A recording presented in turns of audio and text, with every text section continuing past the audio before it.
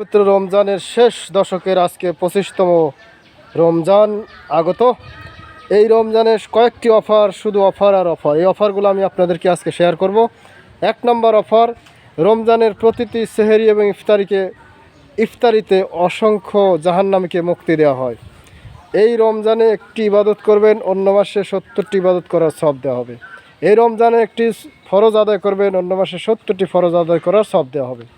এই রমজানে আপনি একটি নেক কাজ করবেন, অন্য মাসে অন্য সময় 70টি নেক কাজ করার সওয়াব দেওয়া হবে। এই মাসে আপনি দোয়া করবেন, আপনার দোয়াকে ইনশাআল্লাহ অবশ্যই কবুল করা হবে। এই রমজান মাসে আপনি একটি বরকতময় রাত আছে, যেটি লাইলাতুল কদর বলা হয়, শেষ দশকের মধ্যে সেটি। এই বেজর রাত্রিতে আপনি যদি কপালে লাইলাতুল কদর পেয়ে যান, তাহলে এক দিনের এক রাতের ইবাদতের বিনিময়ে 83 বছর 4 মাস ইবাদত করার সওয়াব দেওয়া হবে। এই রমজান মাসে পবিত্র কোরআনকে নাজিল করা হয়েছে, এই জন্যই এই রমজানের এত ফজিলত বরকত। আর রমজানে মানুষের রিজিককে বহুগুণে বাড়িয়ে দেওয়া হয়।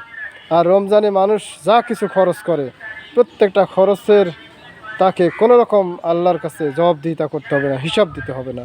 শুধু রমজানের বরকতে আল্লাহ তাআলা এই অফার মানুষকে দিয়েছেন। এই জন্য রমজানের আমরা সমস্ত অফার গ্রহণ করব। আর এই রমজানে শেষ 10 দিন এটি ইতিকাফের একটা আমল আছে। এই আমল যে করবে, তাকে একদিনের ইতিকাফের বিনিময়ে আল্লাহ তাআলা জাহান্নামকে 3 খন্দক দূরে সরিয়ে দিবেন। তাহলে কোনো ব্যক্তি যদি শেষ 10 দিন ইতিকাফ করে, তার 2টি উপকার। এক হচ্ছে সে জাহান্নাম থেকে মুক্তি পাবে, এবং 2 হচ্ছে সেই লাইলাতুল কদর তার ভাগ্যে নসিব হবে। কারণ ইতিকাফ যখন কোনো মানুষ করে, মসজিদে অবস্থান করে, সেজন্য আল্লাহর দরবারে ধর্ণা দিয়েছে। অর্থাৎ আল্লাহর কোনো মানুষ যদি আল্লাহর দরবারে ধর্ণা দেয়, আল্লাহ তার ওই দোয়াকে ফিরিয়ে দিতে লজ্জাবোধ করেন। অর্থাৎ তার দোয়াকে আল্লাহ তাআলা সমস্ত তার চাওয়াকে, তার দোয়াকে কবুল করে নেবেন। এই জন্য আল্লাহ তাআলার শেষ 10 দিনের অফার আমরা গ্রহণ করব, রমজানে বেশি বেশি আমল করব।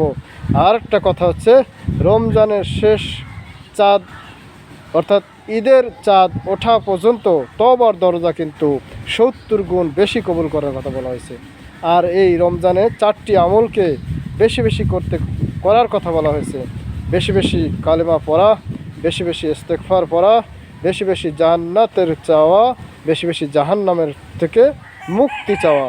এবং এই মাসে আপনি যতগুলো দোয়া করব, আল্লাহ প্রত্যেকটি দোয়াকে কবুল করবেন, হয় সেটি আগে অথবা পরে। আল্লাহ আমাদেরকে রমজানের পরিপূর্ণ সমস্ত রকম রহমত, মাগফিরাত, নাজাত এবং পরিপূর্ণ অফার গ্রহণ করার তৌফিক দান করুন। আমিন।